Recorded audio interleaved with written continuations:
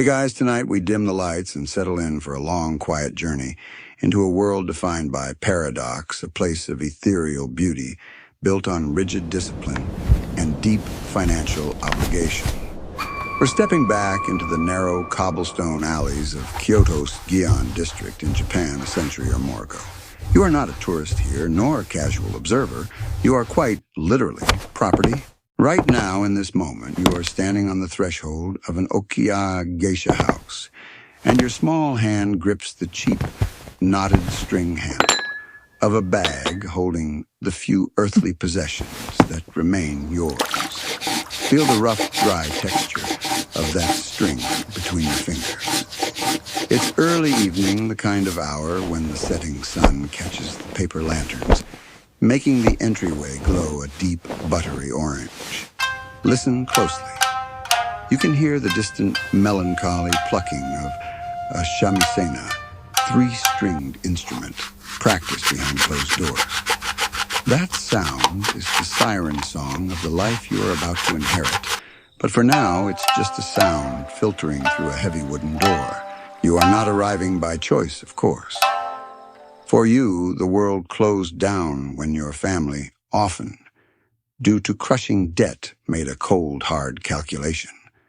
They sold you. You are small, perhaps 7 or 8 years old, and you are terrified. But there's a strange, quiet certainty in the air, too, because this is how it's always been for girls like you. You step forward, pushing that heavy door open, and the world snaps shut behind you. The air inside is thick with a mixture of incense, old wood, and the faint, unmistakable smell of rice powder and white makeup, sweet, cloying scent that will soon become the smell of your entire existence. This place, the Okiya, is your new universe. It is simultaneously a school, a home, a business, and a prison. Your past name, your village, your mother's face, all of that is already beginning to fade, like ink washed out by rain. You probably won't survive this, not in the sense that you think you will. The girl who walks through that door is gone. In her place, a hollow-eyed, silent apprentice must emerge, or you will be quickly and unceremoniously discarded. The intensity of this early conditioning is the single most important factor in whether a child will endure the training to become a geiko, which is the Kyoto term for a geisha. It is relentless and designed to ensure absolute obedience. So before you get comfortable, take a moment to like the video and subscribe, but only if you genuinely enjoy what I do here. Tell me where you're listening from and what time it is for you. Let's share this quiet space for a while. Now dim the lights, maybe turn on a fan for that soft background hum, and let's ease into tonight's journey together. Your first lesson, before any fan dance or musical note, is in the silent arithmetic of hierarchy. The entire house is ordered like a military unit, a strict chain of command you must learn instinctively to avoid punishment. At the top is the okasan, literally mother, who runs the Okiya and is the financial and emotional fulcrum of your new life. She is the one who bought your contract. To you, she is an absolute god. She controls the money, the training, and your destiny. Then come the full geisha, the established geiko. They are luminous, untouchable figures in their beautiful kimonos, gliding through the halls as if they are floating on air. They are often your older sisters, the onisan, who will guide you but also judge you. You are at the very bottom, a Shikomi or a trainee servant. You are less than nothing. Your job is not to be seen or heard, but to be constantly, quietly useful.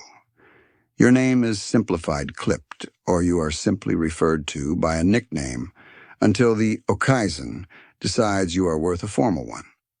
Mainstream historical fact alert.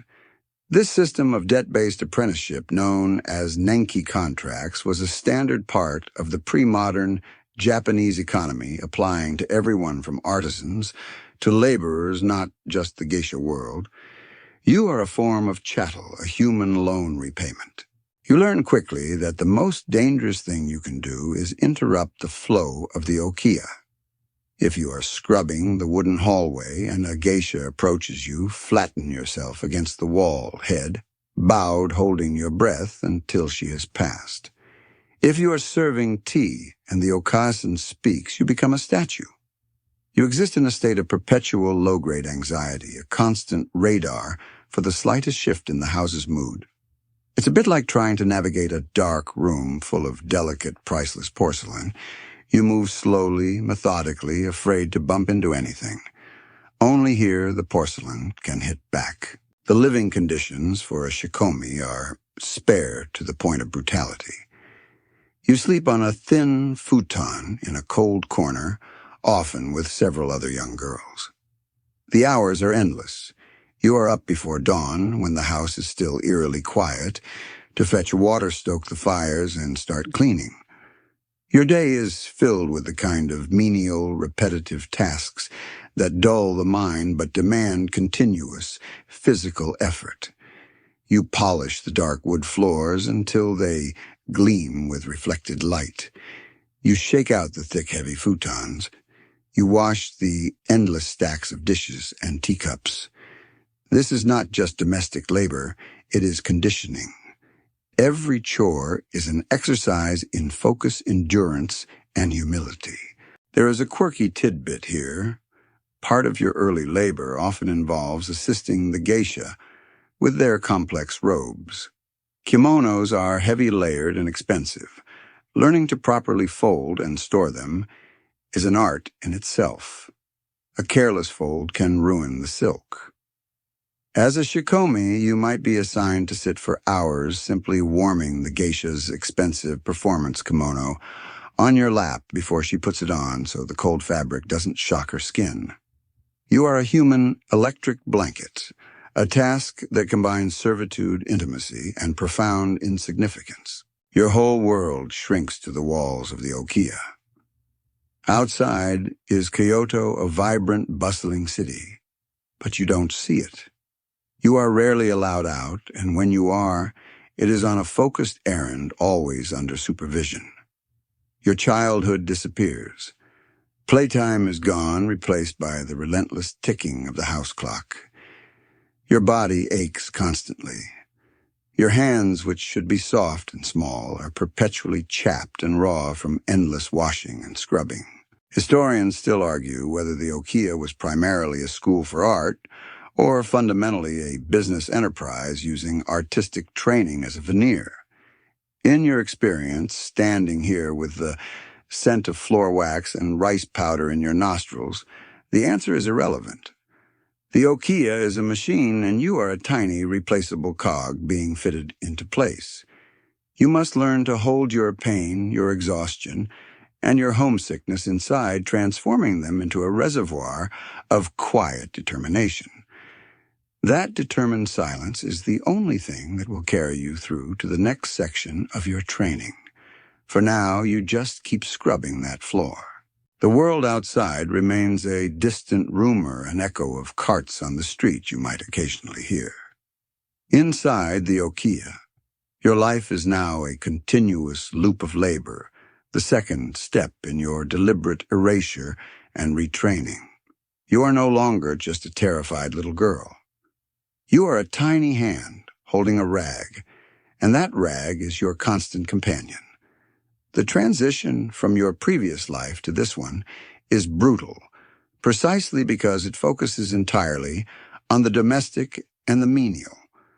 They are teaching you to be useful, but more importantly, they are teaching you to internalize your worthlessness, a peculiar paradox required for someone whose future profession is entirely about seeming priceless. You're now a full-fledged Shikomi, and your day is an unbroken chain of tasks, each one requiring a perfection that you simply cannot yet achieve. You are scrubbing the bottoms of the geta wooden clogs worn by the geisha, moving every speck of mud from the intricate lattice of the wood.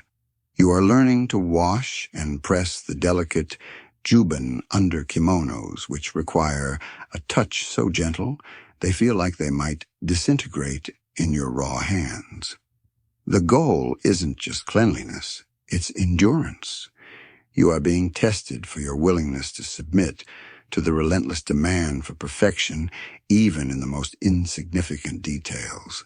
Imagine standing over a massive iron pot, stirring rice for the household.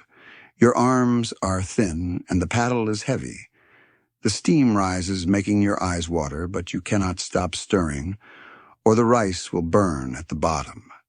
Transgression that will certainly earn you a sharp rebuke, if not a physical reminder of your station. Every ache, every strain is part of the curriculum.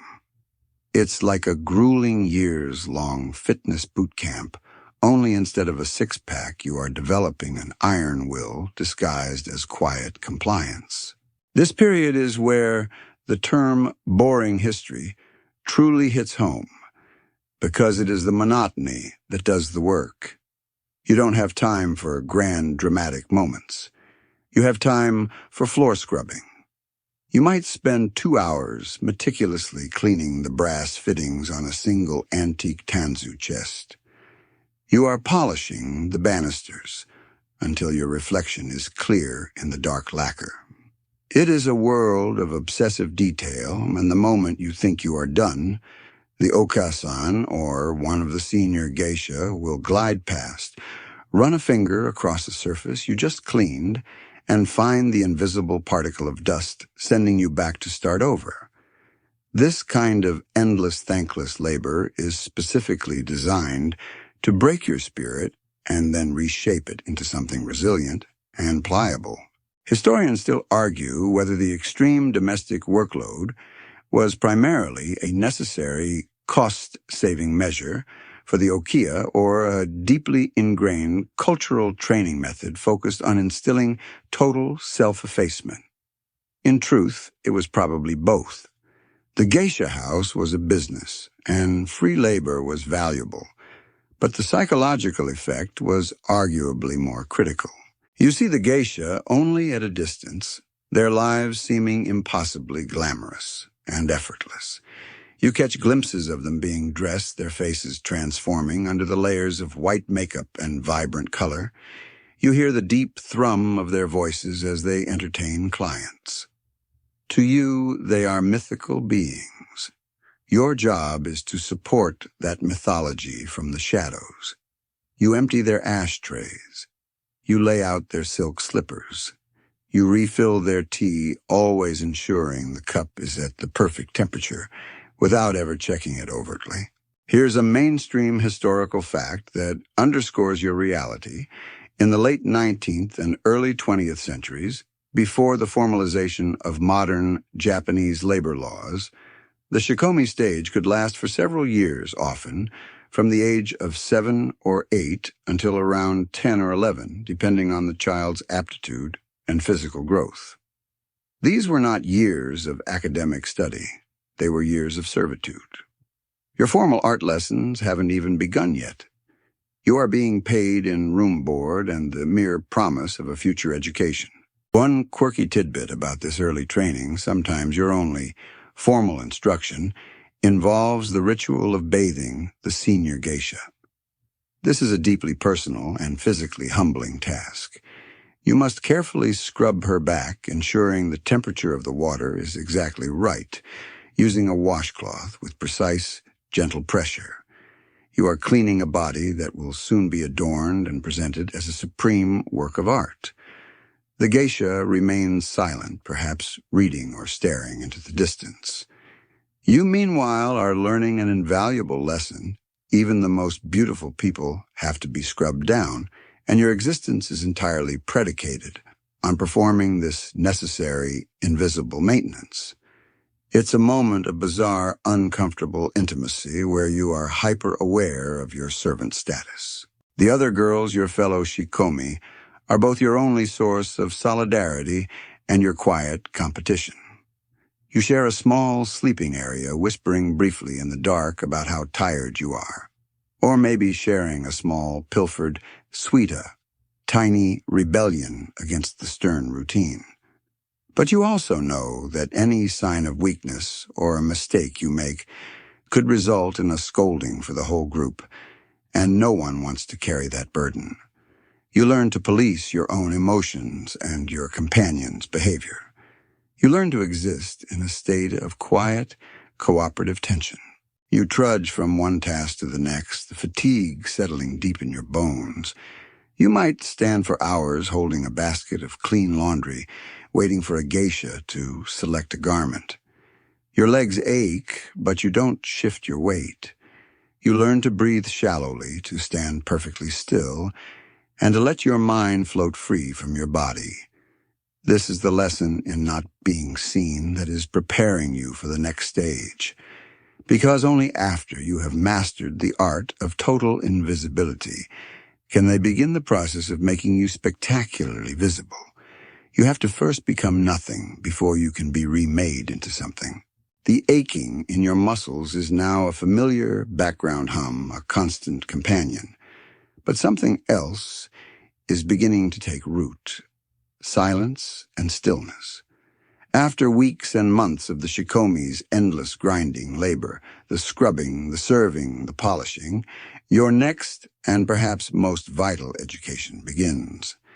It is the lesson in not being seen, and it is crucial to your eventual visibility.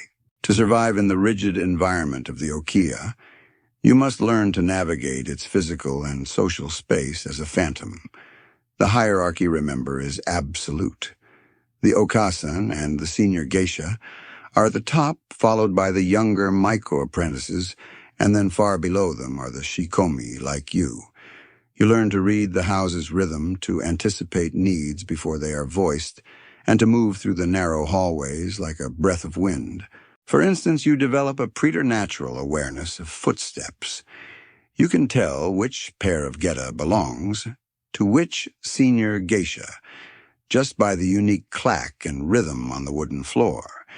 You know if the steps are quick and purposeful, meaning you must instantly make yourself scarce, or slow and measured, indicating a momentary lull in the chaos.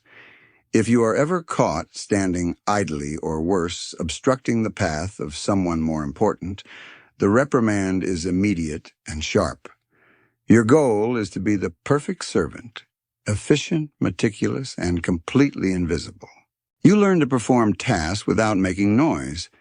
You are taught to slide the shoji paper doors open and closed using a specific, careful technique so they make only a soft swoosh instead of a grating scrape.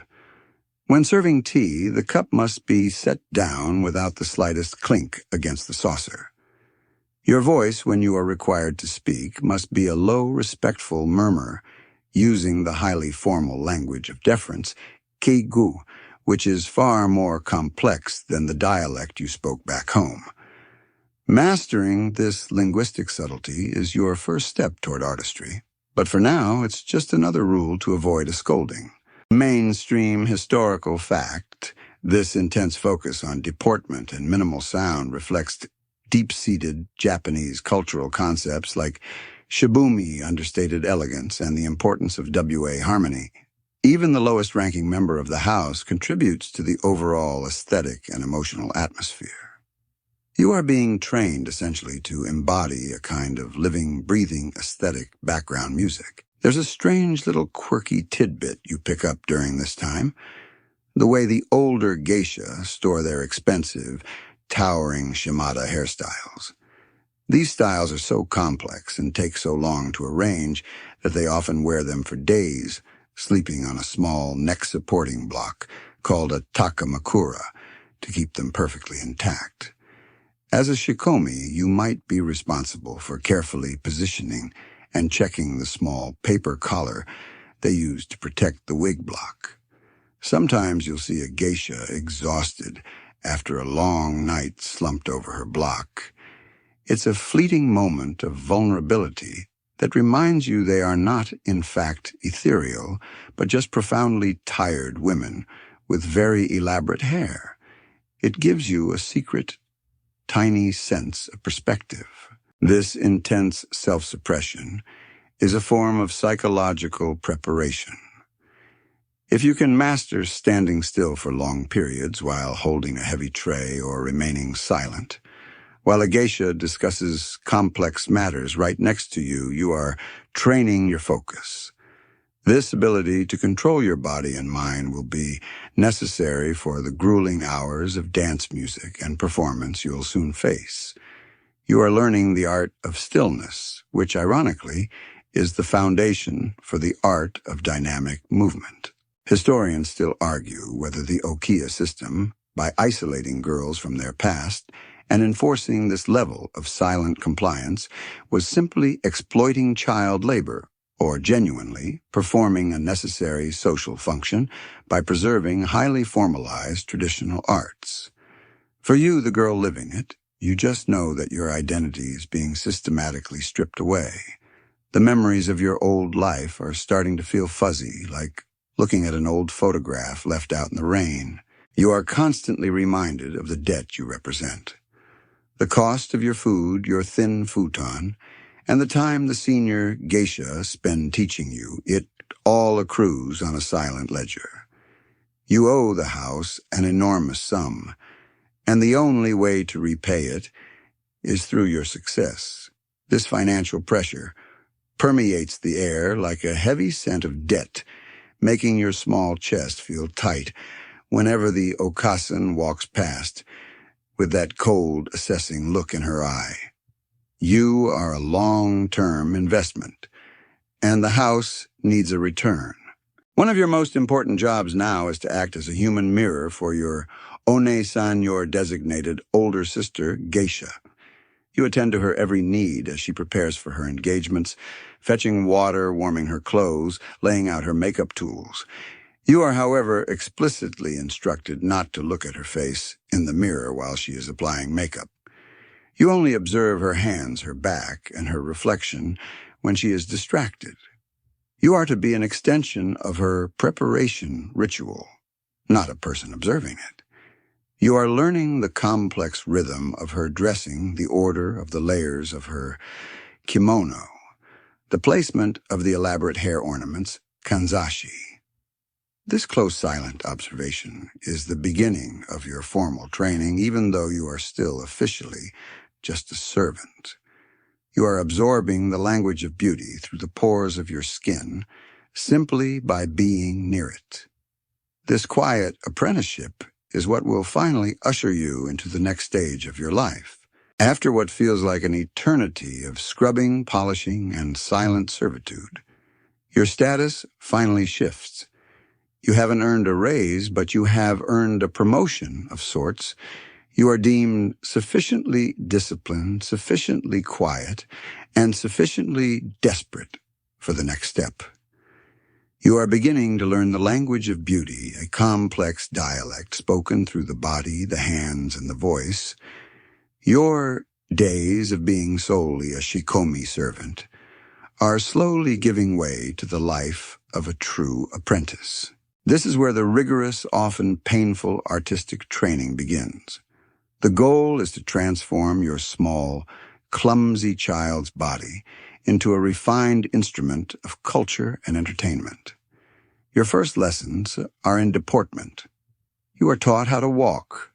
You might think walking is simple, but for a geisha it is a statement. You must move with a slow, small-stepped, heel-to-toe, glide a movement that seems to defy gravity, especially when wearing the confining layers of a kimono. You practice this walk endlessly up and down the narrow hallways, often with an older girl placing a small bowl of water on your head to ensure your spine remains perfectly straight and your head level. Spill the water, and you start over. The simple act of traversing a room becomes an agonizing, mind-numbing exercise in balance and control. This pain is intentional. They are training your muscles to move differently, to adopt an entirely new posture, a gentle, inward curving one that is considered the peak of feminine elegance. You find yourself constantly trying to relax your shoulders, to drop your gaze and to move your hands with deliberate grace even when carrying something heavy. It's like your own skeleton is being subtly re-engineered. Next, you start your formal lessons in the arts. The Okasan enrolls you in classes at the local kaburenjo, the Geisha rehearsal hall. You are still too young for most of the advanced instruction, but you begin with koto, a stringed instrument similar to a zither, and shamisen.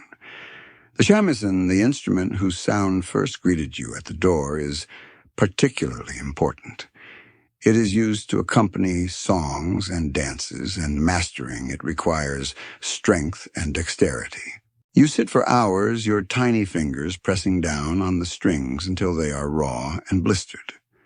The teacher, often a stern elderly master who specializes in one art, is completely unforgiving. They demand precision over expression, technique over feeling. You are not allowed to sound bad. If you make a mistake, the teacher may rap your knuckles sharply with the bachi, the large plectrum used to play the shamisen. This is boring history. Remember, hour after hour, a single scale, a single sequence of notes, repeated until your arms vibrate with fatigue. You are not learning music. You are learning discipline, masquerading as artistry. Mainstream historical fact alert. The geisha training curriculum was historically linked to the maintenance of very old and often esoteric forms of Japanese art and music.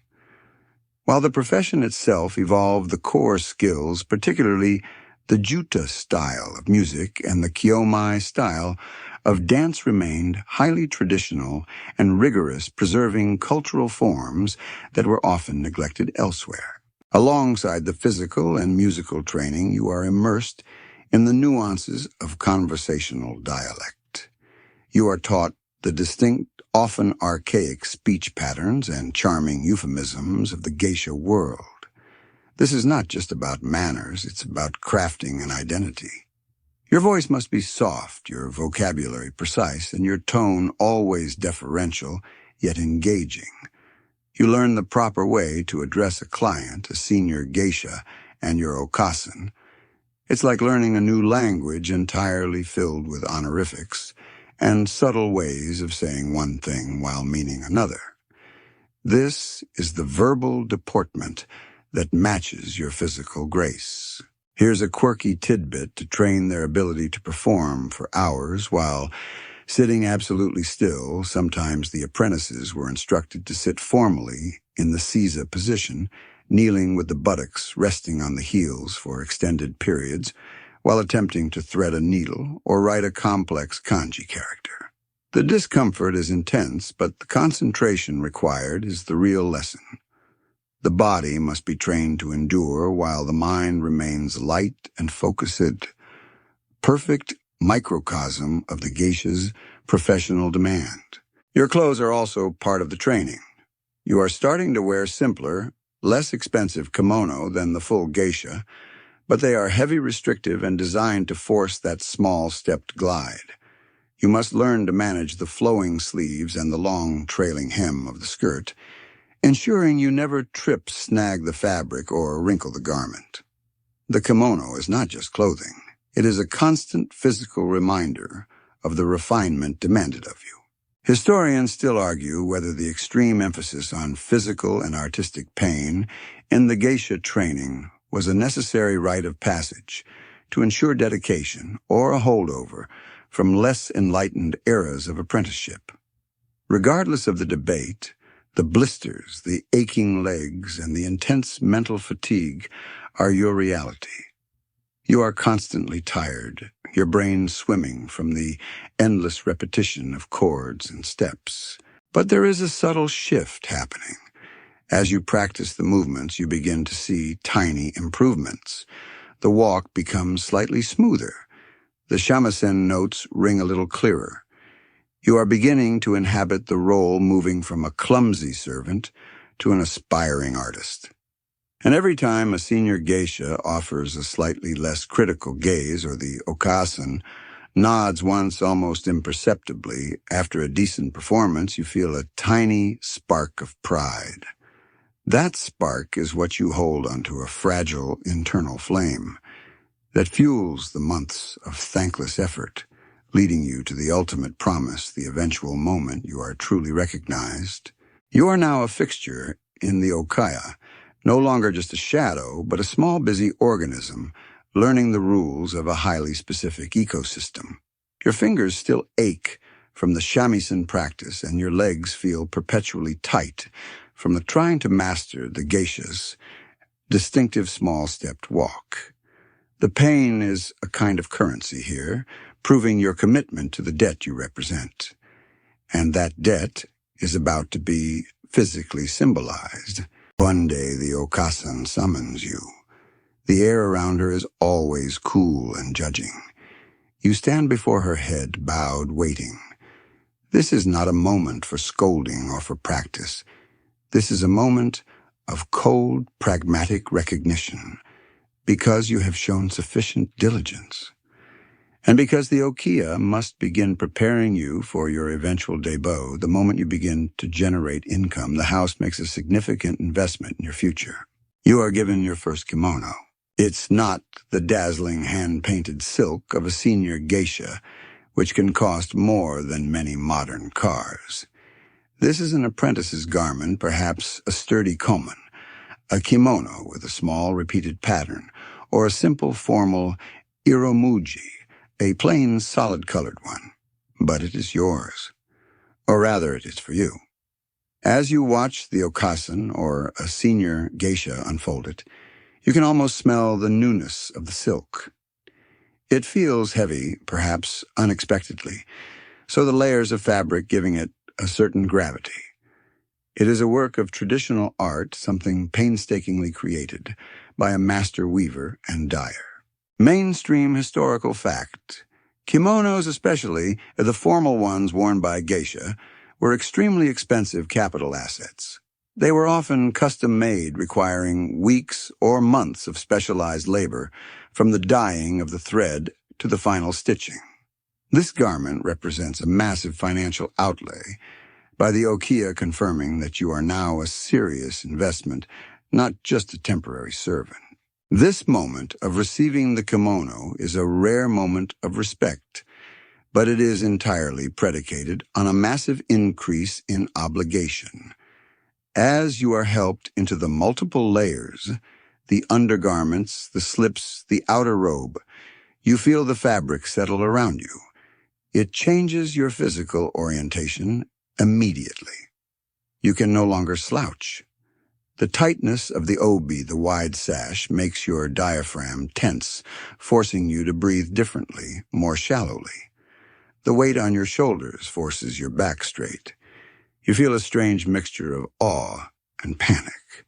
The kimono is quite literally the symbol of the debt you now represent. Every fold, every pattern, every stitch costs money that you must now repay with your future labor. When you wear it, you are wearing the hopes and fears of the Okiya. If you spill something on it or snag the silk, the cost is staggering and the punishment will be severe. The garment is less a gift and more a gilded cage. You must learn to move with the kimono, not against it. Your lessons now include hours spent mastering the intricate gestures and movements necessary to handle the garment gracefully. You learn the specific, elegant way to hold your long sleeves when reaching for something, or how to subtly lift the hem with one hand while kneeling so you don't drag the silk on the floor. It is a dance in itself. The way a geisha subtly controls her clothes is a key part of her charm and refinement.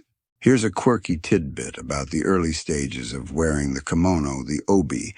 That central piece of fabric is often tied so tightly that it can be genuinely uncomfortable. During your early training, you might occasionally sneak off and discreetly loosen the knot just a fraction to catch your breath. However, you must always be hyper-aware of the senior geisha, because they can spot a sloppily tied obi from across the room. The pain, they remind you, is part of the discipline. You are being shaped physically into the ideal form. The financial reality of this new attire settles on you heavily. You hear the okasan discussing money, often her voice low and sharp. The total cost of a geisha's wardrobe, from the simple komon to the elaborate performance piece, could easily equate to multiple years of a common worker's salary. Historians still argue whether the complexity of the kimono was maintained through the years primarily for aesthetic reasons, or whether the sheer cost and difficulty of wearing it were deliberate barriers to entry, maintaining the elite and highly specialized nature of the geisha profession. For you, wearing this kimono marks the end of your pure servant stage. You are now officially transitioning toward becoming a Minarai observer. You are starting to be treated with a microscopic fraction more respect simply because the house has invested so much in you. The other Shikomi look at you with quiet envy and fierce determination. You are the first to cross this threshold. As you stand stiff and a little overwhelmed in the new garment, you are told to attend the next practice session of your Oni-san, your older sister. This is your cue. You are no longer scrubbing the floors while she practices. You are now expected to sit and observe the art you will soon be performing. You are learning to exist not just as an invisible cleaner, but as an invisible student. The silence continues, but now it is a silence of rapt attention, a hungry kind of silence, filled with the promise of the next stage of your education. Now you have the kimono, which feels like a heavy, paper-thin shield, and a new, slightly higher perch on the Okiya's ladder. You have officially transitioned from Shikomi, the servant, to Minarai, the learner or observer. This stage is the pivot point in your apprenticeship. Before, you learned to be invisible by scrubbing floors. Now you learn to be invisible by watching. The word Minarai literally means learning by looking, and that is your primary task. Your lessons shift from the grueling physical labor of the house to the grueling mental labor of observation. You no longer spend the day with a cleaning rag.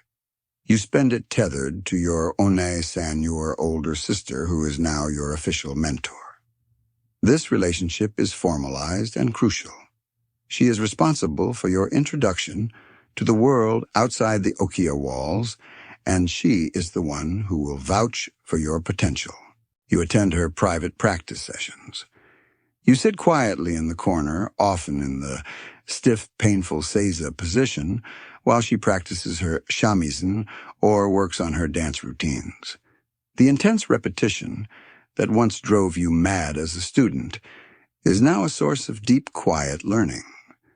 You watch how she tunes the instrument, how she holds the bachi plectrum, and the subtle tilt of her head when she delivers a specific lyric. You are absorbing the muscle memory and the artistic temperament required to perform. But the real transformative learning happens when the geisha goes out to work. You are now allowed to accompany your Oni-san to the ochayathi tea houses where she entertains clients. This is the ultimate finishing school. For the first time in ages, you leave the confines of the Okiya. Stepping out into the narrow, lantern-lit streets of Gion is like entering a dream that you've only heard whispered about. You walk a respectful 2 steps behind your Oni-san, navigating the crowds, holding your spine perfectly straight under the weight of your kimono. You are still, in many ways, invisible. You are dressed simply, your hair is usually tied back, without the elaborate ornamentation of a full Maiko the next stage, and your job is to be a ghost in attendance. Inside the tea house, you find a small, quiet corner in the tea room, the ozashiki, and become a fly in the wall. The atmosphere is intense, the laughter of the guests, the low thrum of the conversation, the smell of sake and fine incense. Your Oni-san is the center of attention. You observe her performance, not just the songs and dances, but the far more intricate art of conversation and hosting. Mainstream historical fact. The geisha's true value was never solely in her artistic performance. It was in her ability to be an extraordinary host, engaging clients in sophisticated conversation about politics, literature, and current events. They were expected to be cultured intellectuals as much as they were performers, often bridging the gap between the male business world and the arts. You watch how your Oni-san pours sake with a precise, graceful movement that avoids spilling a drop. You watch how she laughs a controlled, melodic sound. You watch her eyes observing how she monitors the mood of the client, sensing when to tell a joke, when to offer a sympathetic ear, and when to discreetly refill a glass. You are learning the subtle dance of social manipulation, the ability to make a wealthy, powerful man feel like the most interesting person in the world without ever crossing the line into undue familiarity. It's a psychological masterclass. Historians still argue whether this stage of Minarai observation was simply a passive learning period or an active, subtle testing ground where the apprentice's composure and aptitude for client management were constantly being assessed by the tea house owners and the clients themselves. For you, it feels like the most crucial exam you've ever taken, even though you aren't saying a word. You are also learning the physical geography of the district, the quickest, most discreet routes between the Okiya and the different Ochaya. You learn which tea houses are known for which type of client: the rowdy businessmen, the refined scholars, the quiet artists. You are mapping out your future professional battlefield. A quirky tidbit that adds to the sensory overload during a busy night, your job might include running simple errands between the Okiya and the tea house. You carry sensitive items like a special shamisen pick or a forgotten hair ornament through the dark, winding alleys. You learn to listen for the specific coded call of a tea house employee, signaling your return, a sound that only those initiated into the district's nocturnal rhythm can recognize. It's like being part of a silent, secretive fraternity. You absorb everything. You watch how the older geisha handle disappointment, how they navigate jealousy, and how they manage the intense physical exhaustion of their schedule. This is not the glamorous life you imagined.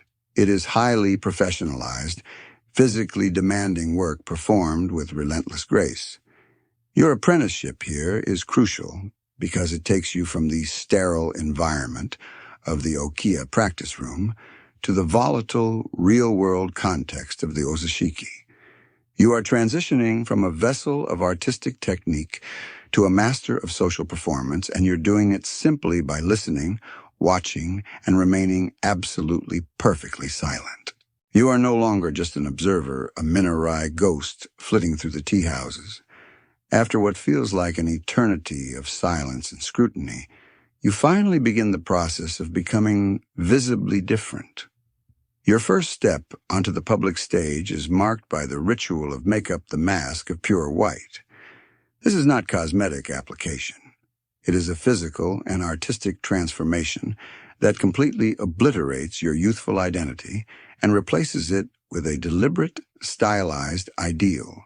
The process is intense, time-consuming, and initially uncomfortable.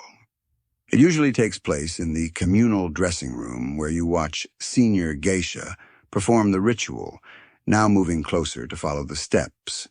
You are instructed to begin by applying a thin layer of bensuke, a hard, waxy substance over your face, neck, and chest. It must be melted down gently and rubbed in to create a smooth, tacky base. This waxy coating is crucial because it acts as a primer for the white paint to adhere properly. It feels heavy and slightly suffocating on your skin. Next comes the iconic white paint, or oshiroi. This powder, traditionally made from rice flour, though historically less safe ingredients were sometimes used, is mixed with water in a small ceramic bowl to create a thick, creamy paste. You must learn to apply this paste with a wide, flat brush, spreading it with meticulous care and absolute evenness. The goal is a seamless porcelain-like mask. There can be no streaks, no blotches, and no patches of bare skin.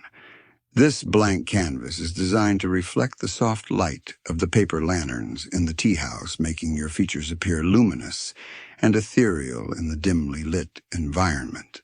Mainstream historical fact. The practice of the white face in geisha and kabuki theater makeup originates from a time when interior lighting was significantly dimmer.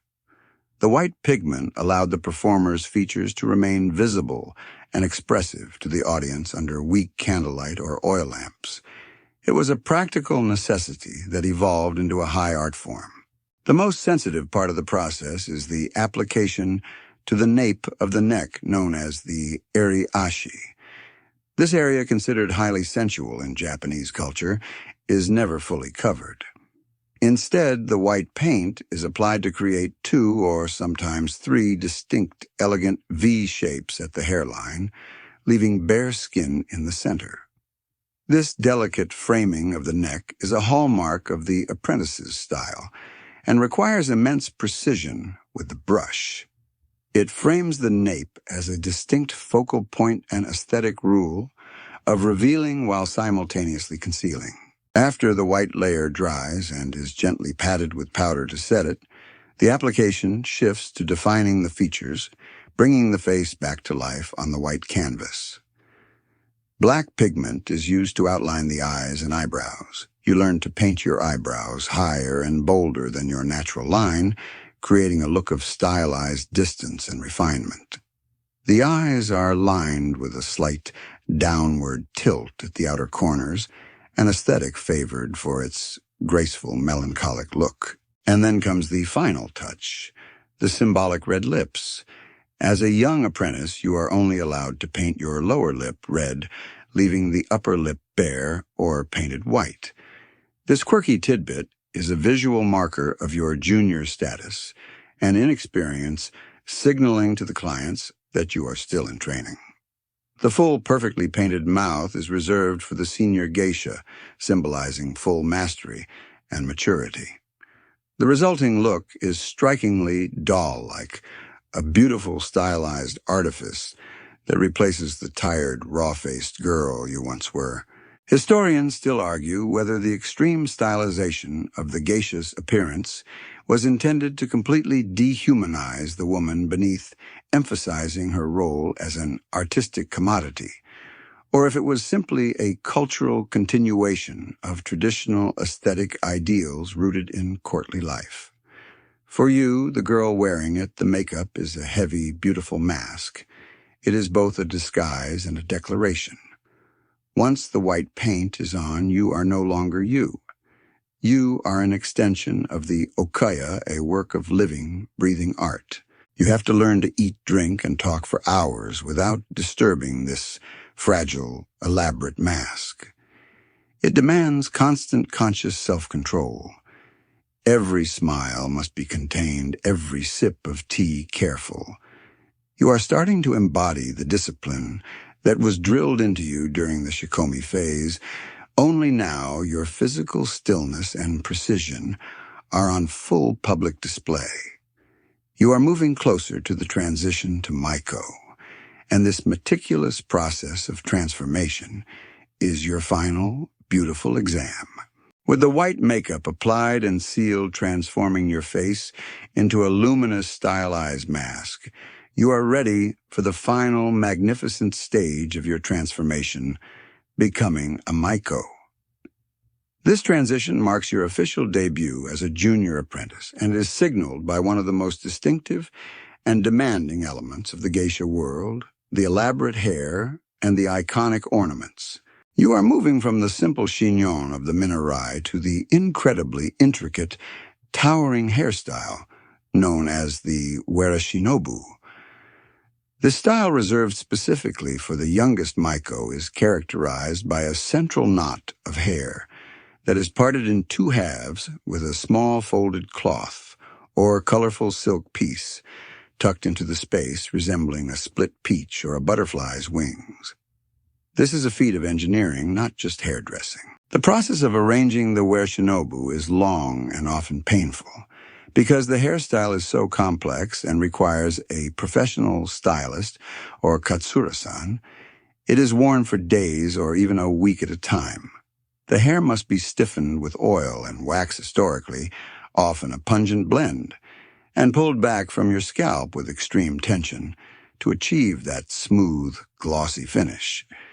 Your head aches, and the back of your neck feels stiff, but you must remain perfectly still throughout the hours of preparation. The weight of the hair oil and eventual ornaments feels like a small, constant burden on your skull. Mainstream historical fact. Unlike full geisha, who often wear wigs, katsura, for comfort and practicality, a Maiko traditionally uses her own hair for the first few years of training. This commitment to the natural, difficult style is another marker of her junior status and her intense commitment to the training. The need to protect this elaborate arrangement is why you must sleep on the takamakura, that hard, small, wooden blocka discipline that contributes to your constant exhaustion. The moment of true visual splendor, however, comes with the kanzashi, the elaborate hair ornaments. These are not merely decorations. They are seasonal works of art that mark the passage of time. For your debut, the kanzashi are particularly dazzling, long dangling clusters of tiny silk flowers, often featuring butterflies' streamers or tiny silver bells that chime softly with every slight movement of your head. You become a tiny, bright bird, adorned with symbols of youth and nature. The sheer quantity of kanzashi is a visual testament to your inexperience. A senior geisha wears simple, highly refined ornamentation, emphasizing her maturity. You, the Maiko, are covered in these large, beautiful, slightly overwhelming pieces. You might wear an ornamental comb, kushi, several hairpin stacks, bira kanzashi, and the delicate dangling pieces. The effect is breathtaking, but the constant awareness of these fragile items forces you into a state of perpetual, careful stillness. You cannot turn your head too quickly or walk too fast, or the kanzashi will snag or break, costing the Okiya more money. Historians still argue whether the Maiko's highly restrictive and often uncomfortable attire and hair were solely aesthetic traditions, or if they served the practical function of enforcing extreme self-control and slow, graceful movement onto young, high-spirited girls. In the end, they achieved both. You are now dressed in a slightly more elaborate kimono than before, often one with long flowing sleeves, furisode that reach almost to your ankles, a style also reserved for unmarried women. The obi you wear is incredibly long, tied in a thick trailing knot down your back, known as the dareri obi. This sash can be 3 to 5 meters long and requires 2 people to tie properly. It is heavy, cumbersome, and forces you to carry yourself with a specific, rigid posture. It's a bit like wearing a very stylish, incredibly restrictive straitjacket. Here's a quirky tidbit. The darari obi often features the crest of the Okiya printed near the bottom edge. When you sit or kneel, the end of the sash is carefully arranged on the floor behind you, keeping the crest visible.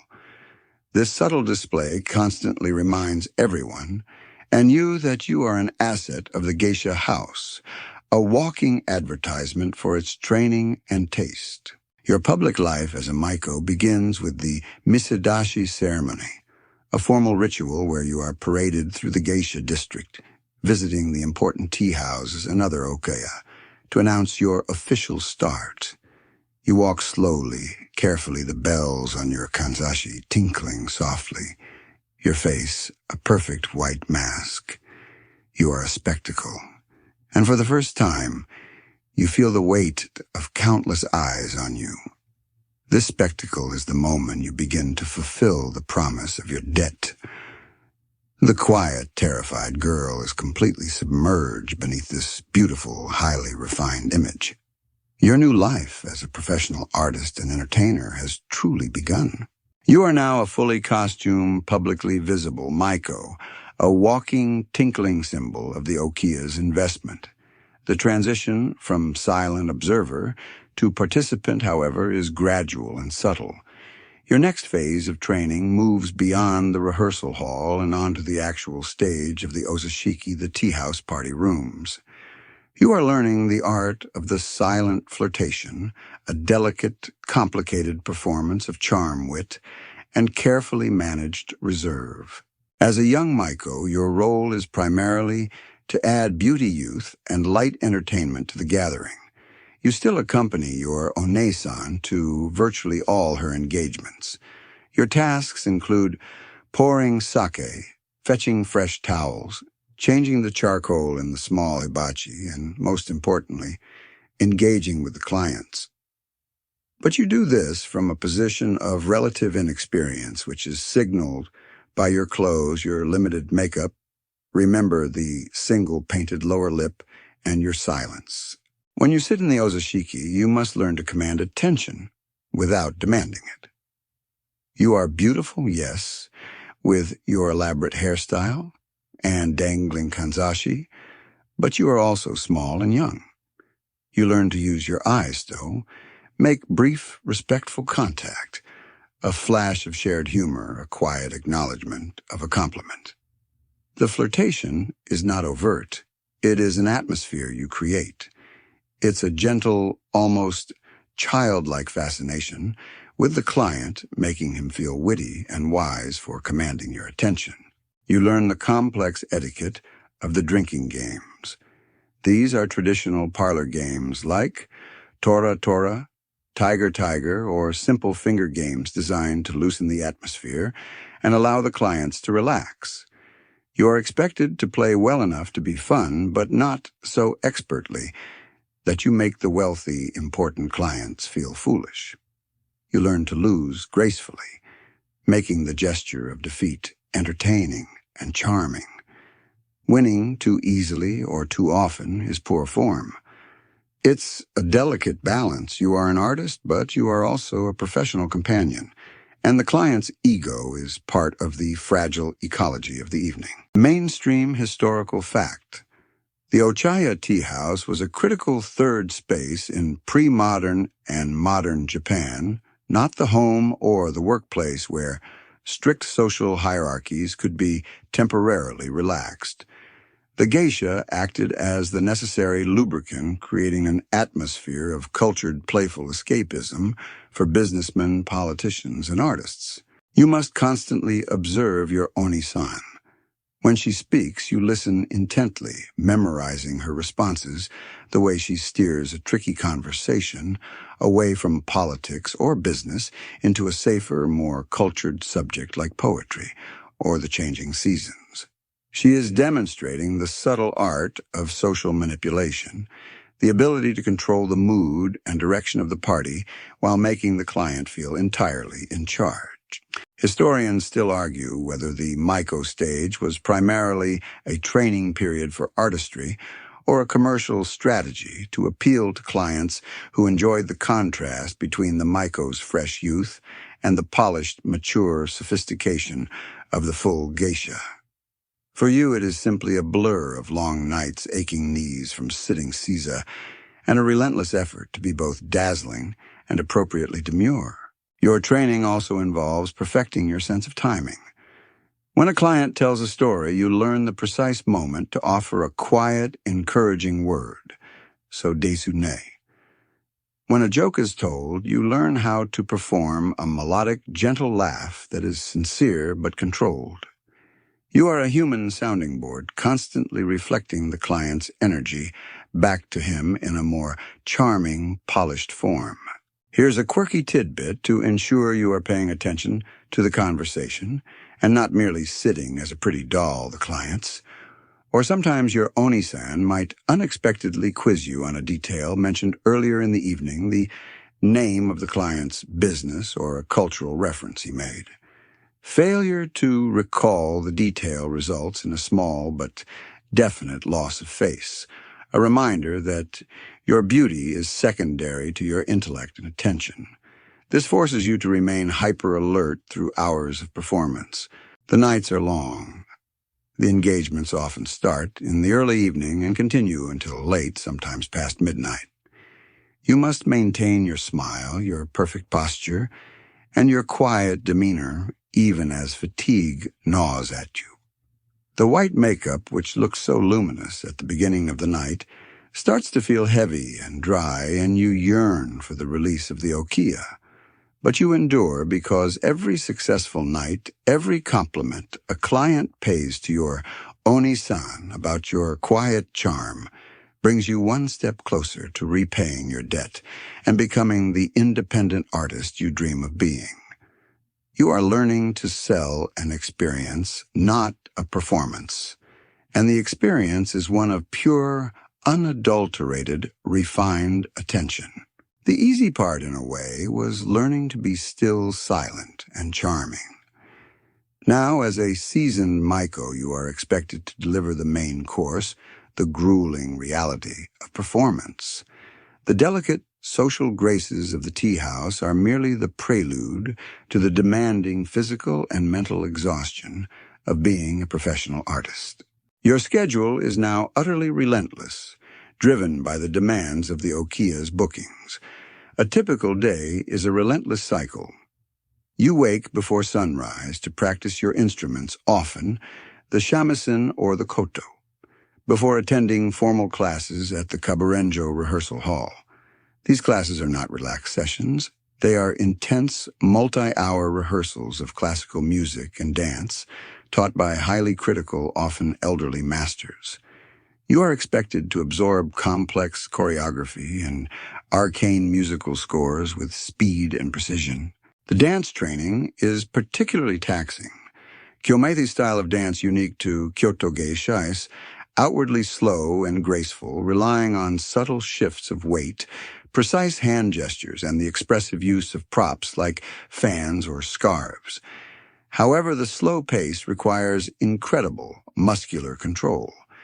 You might spend an hour holding an awkward pose or performing a sequence of slow, controlled movements that leave your legs trembling with fatigue.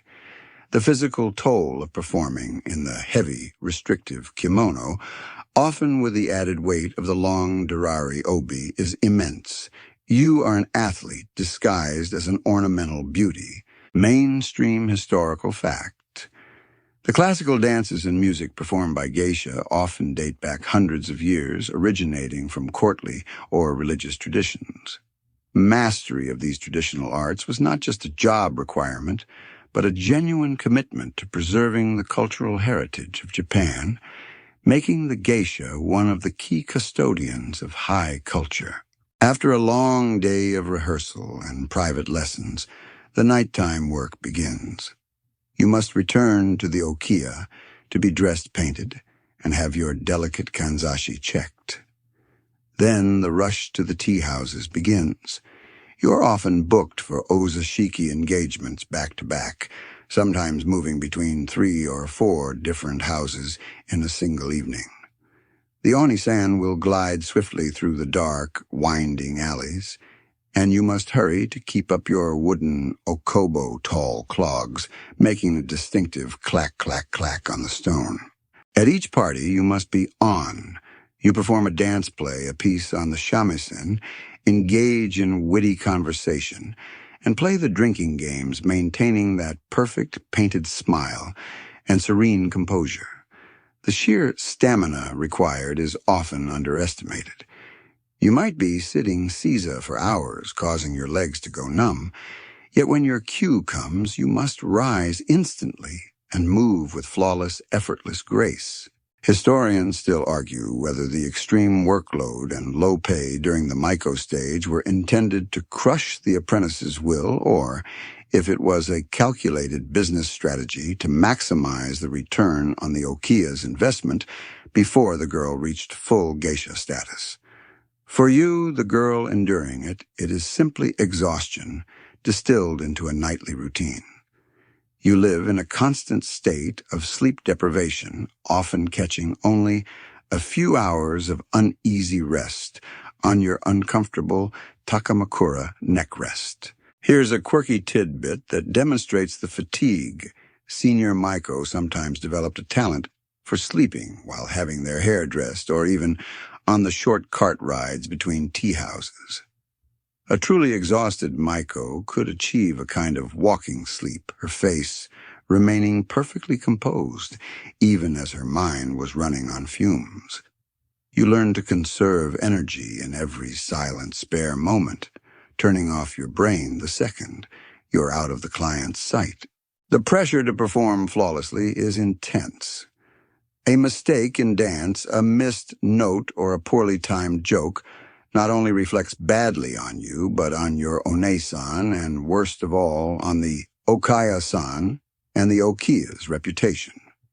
You are constantly judged by clients who are paying a high price for a perfect experience. The elegance and beauty you project is a fragile illusion, and you are the one working tirelessly behind the mask to maintain it night after punishing night. This relentless schedule is your crucible. It is designed to forge the polished professional who will eventually emerge. The relentless cycle of performance and practice, the aching body and the sleep deprivation, is your daily reality as a seasoned Maiko. But as you progress, the financial and social structure around you becomes clearer, especially the crucial element that stabilizes your life and career, the danna. The term danna translates roughly to patron or husband, though the relationship is strictly professional and financial, not marital. This complex arrangement involves a wealthy, typically older, and influential man taking on the role of your primary financial sponsor. This is a critical lifeline often established during your later Maiko years or soon after your transition to a full geisha.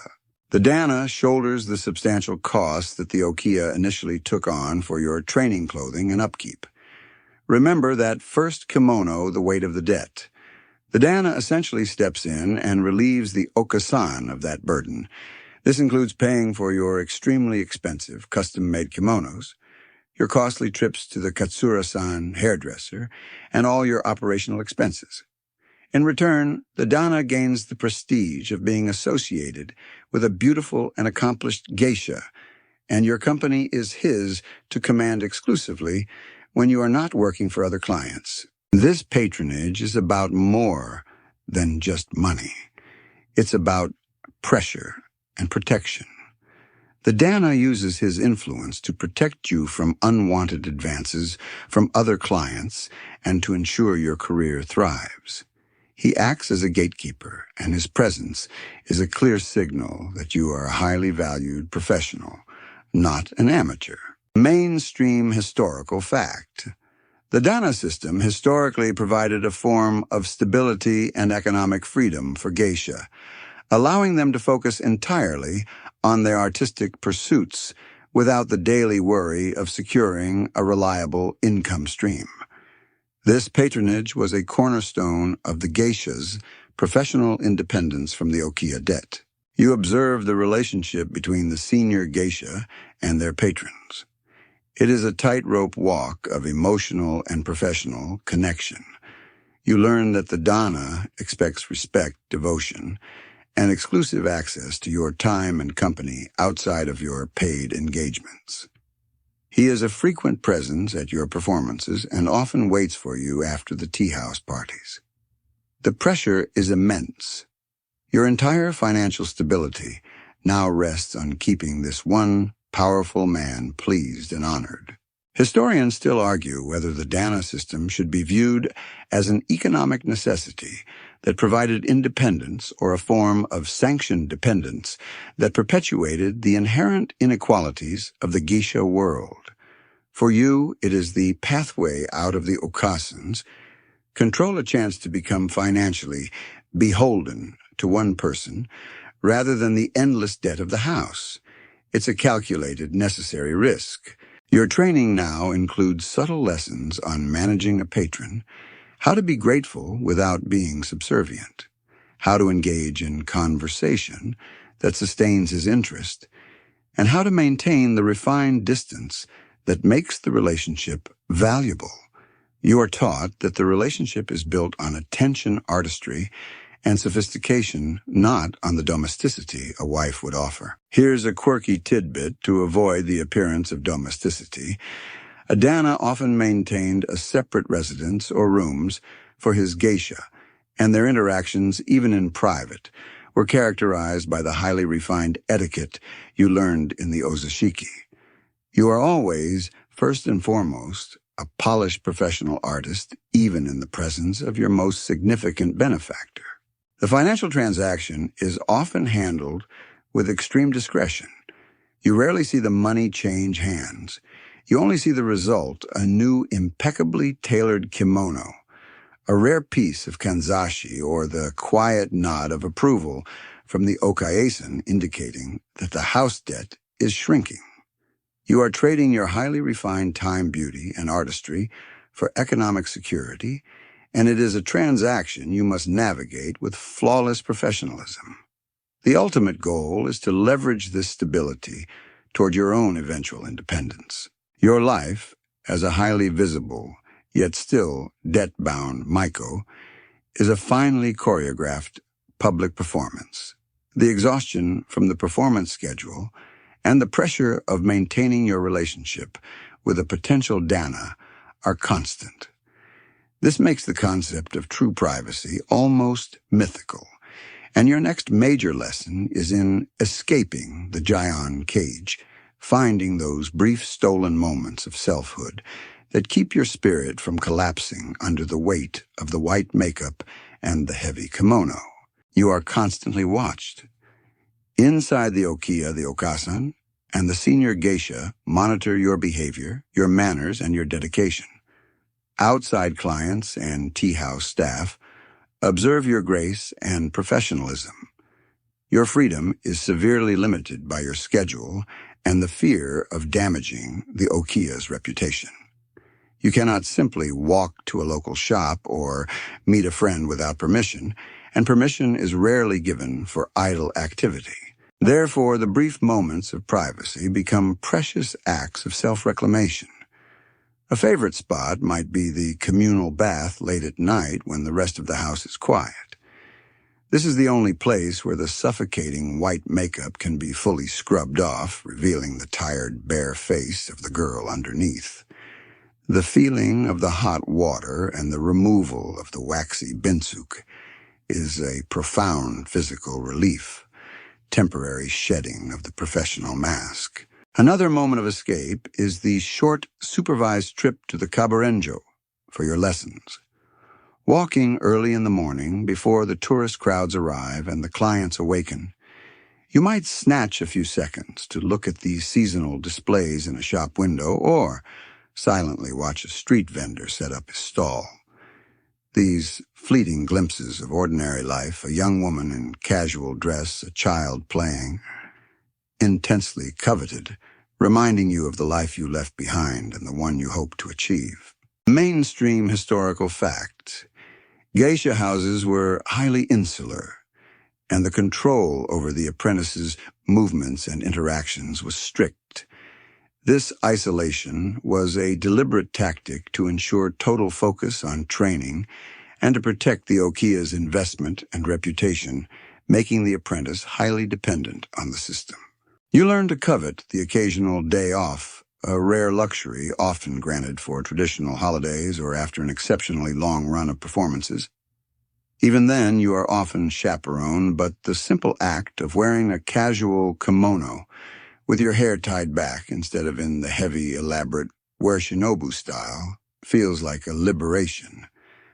You might spend the day visiting a temple, not for religious devotion, but for the quiet sanctity of the gardens, the feeling of space and stillness away from the constant noise and demand of the tea house.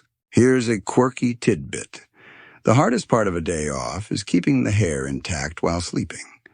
Even on a day off, the expensive, complex hairstyle remains, requiring the continued use of the takamakura. You might try to balance the block on a soft pillow to catch a few extra minutes of comfortable sleep, a small, weary act of rebellion against the discipline your headrest represents. The escape is often internal, too.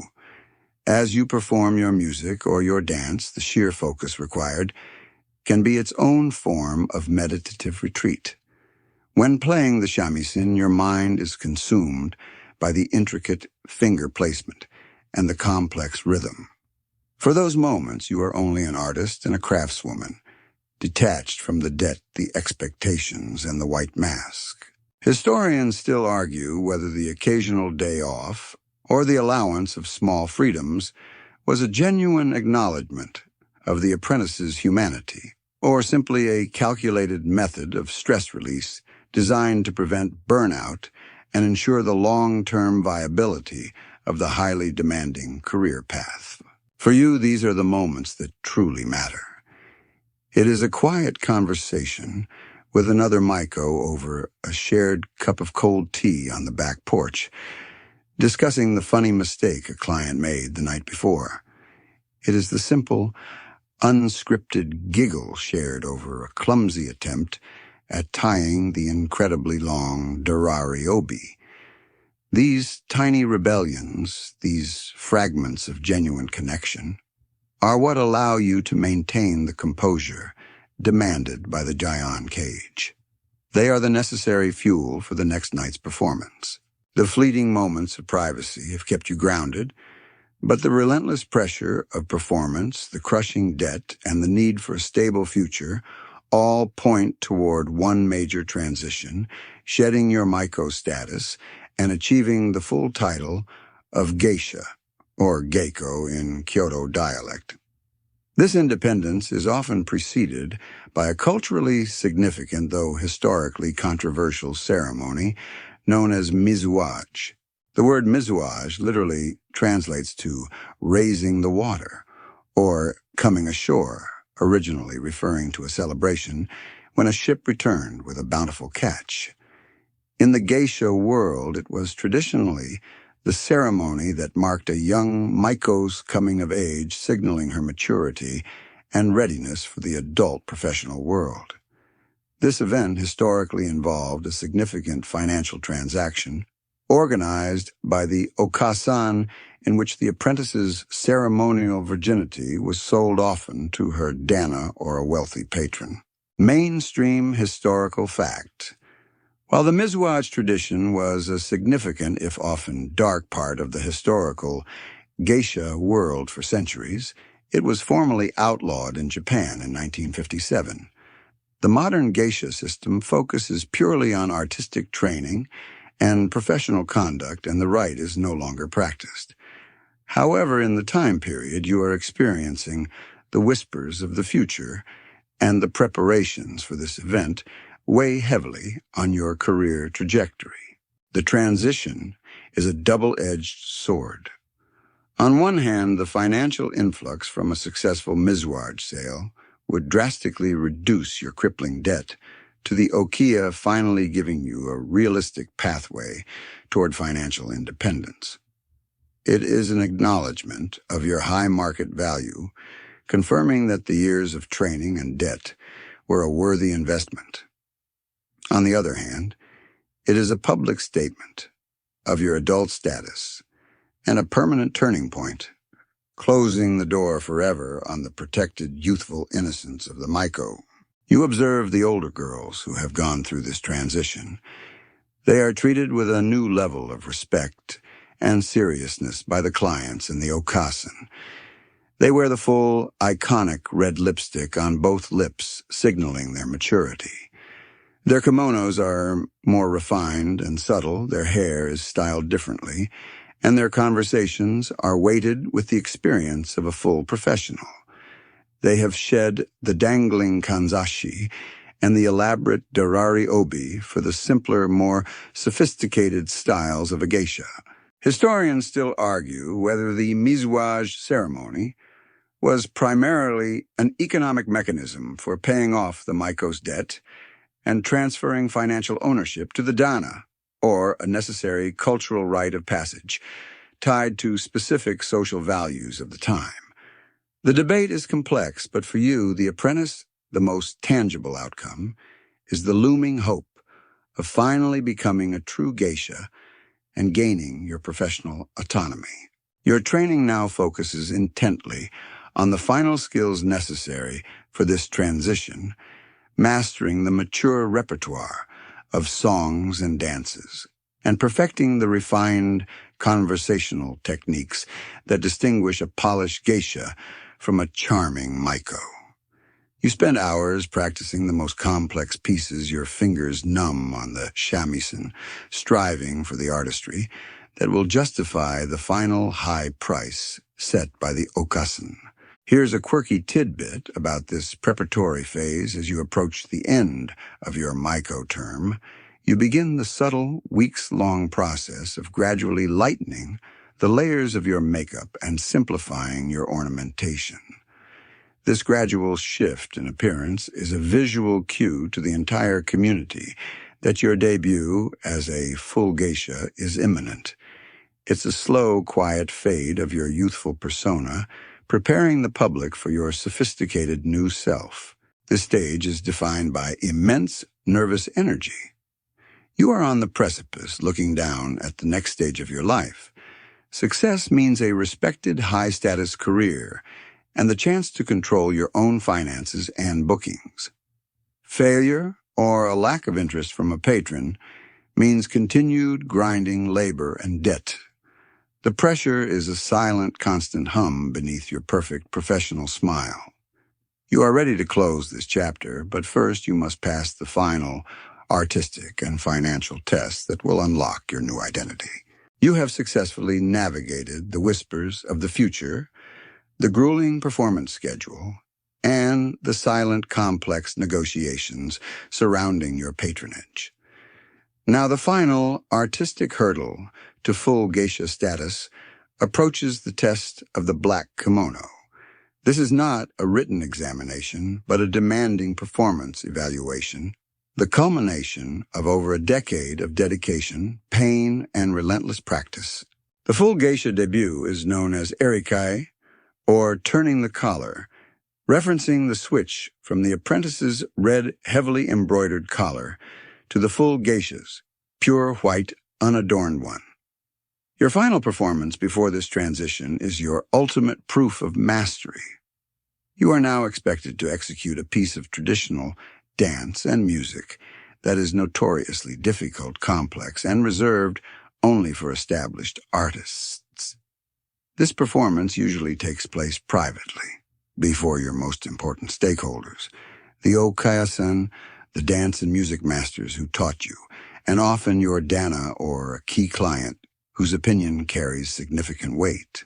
The pressure is immense because the performance must be flawless, not just technically, but spiritually.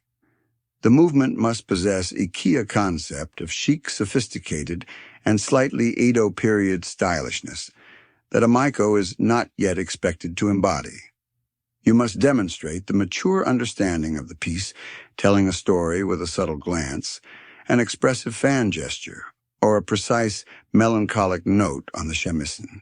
You are dressed in a plain, formal Kuroto Mesodia black kimono embroidered with 5 crests, hence the name the test of the black kimono.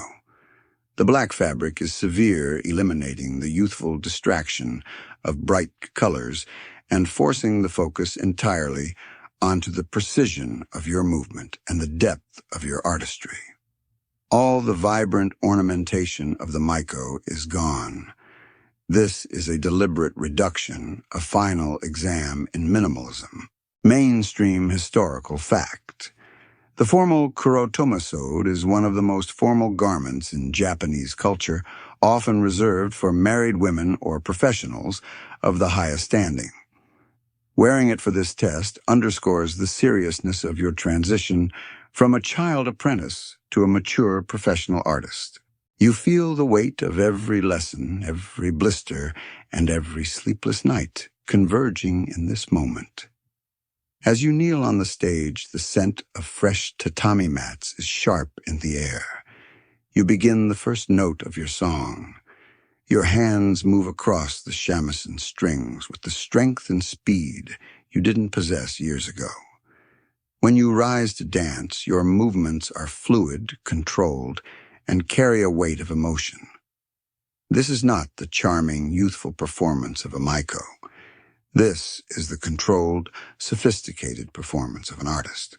Historians still argue whether the transition ceremony's emphasis on technical artistry was genuinely about upholding the quality of Japanese traditional arts, or if it was a highly formalized process designed to maintain the geisha's reputation as an elite cultural service, justifying the high prices charged to clients.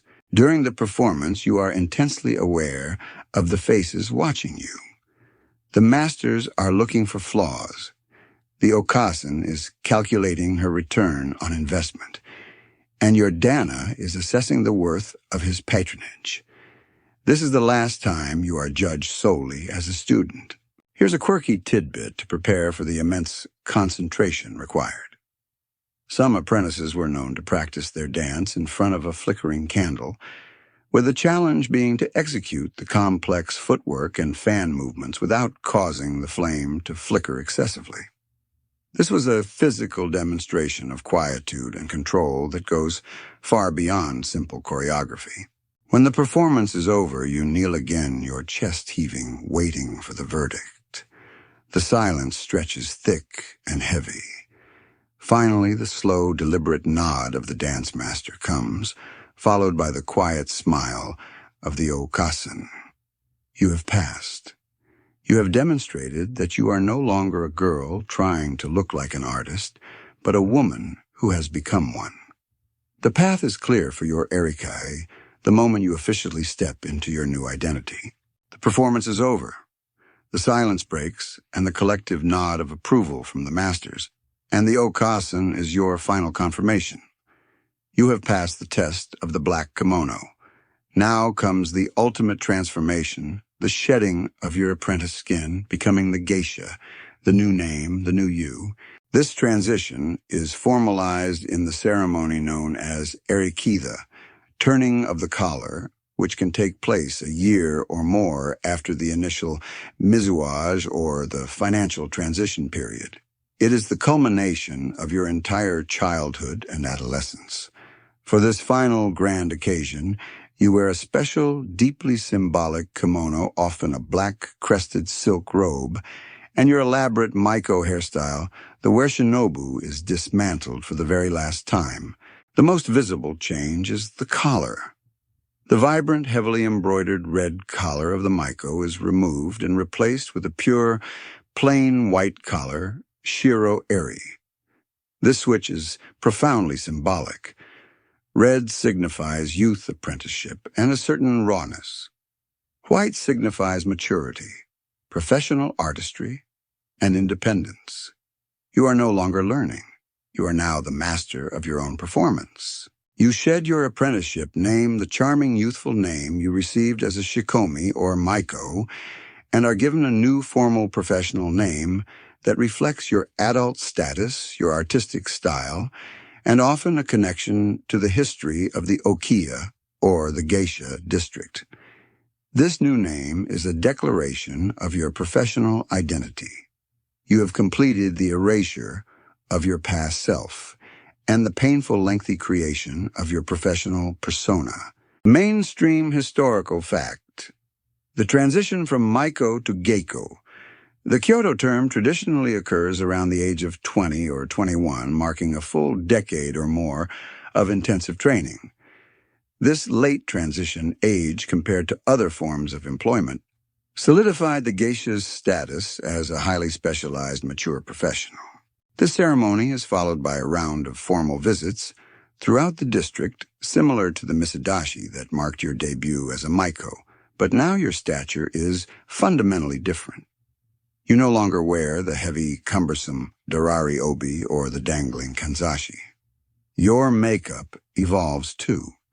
You now paint both your upper and lower lips a full, vivid red, and your daily makeup is often less heavy than the theatrical white of the Maiko, becoming more subtle, focusing on enhancing your mature features. Your whole presentation is one of quiet, supreme confidence. You step into your new role, which carries with it a significant increase in professional autonomy. As a full geisha, you are now responsible for managing your own schedule, your clientele, and most importantly, your finances, while you continue to reside at the Okiya and remain forever indebted to the Okasan. For her initial investment and training, you are now earning a professional income. This means you can begin the long process of paying down your debt and eventually buying out your contract to achieve full financial independence.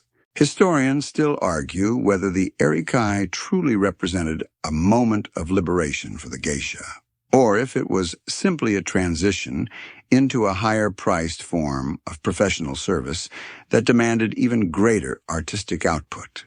For you, the newly minted geisha, it is a chance to control your own destiny, however circumscribed. You are now the master of your art and your business. The challenge now is to sustain the image and the artistry.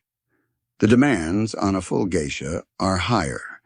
You are expected to hold more sophisticated conversations, perform complex artistic pieces solo, and manage relationships with powerful clients, including your danna with mature diplomacy. The quiet charm of the Maiko gives way to the intellectual wit and polished elegance of the geisha. Here's a quirky tidbit to bring us to the end of your story. The final symbolic change in your appearance is in the way your hairstyle is created. Instead of the complex, fragile styles made from your own hair, you may now begin wearing an exquisitely crafted katsura wig. While this seems like a shortcut, it is a sign of your elevated status and your pragmatic commitment to comfort, which allows you to perform longer and practice harder without the agony of the takamakura.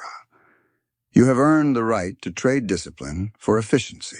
You look into the mirror no longer seeing a scared child or a tired apprentice, but a woman in a black crested kimono, her hair sleek and sophisticated, her face a portrait of quiet composure. The years of scrubbing, silence, and sacrifice have paid off. You are the geisha, an artist, a businesswoman, and a survivor. The long journey is complete, and the complexities of your new life are only just beginning. The lights are dim now, and the soft humming of the fan is all that fills the air. You can let the image of the black silk kimono fade, letting the sounds of the distant shamisen practice drift away.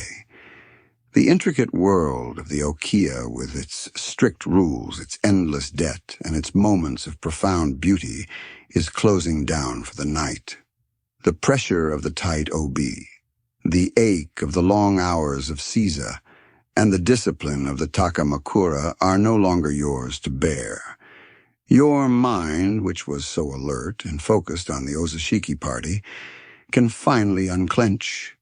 You've journeyed through a world of relentless effort and extreme control, and you've emerged into the quiet peace of your own space. Take a slow, deep breath.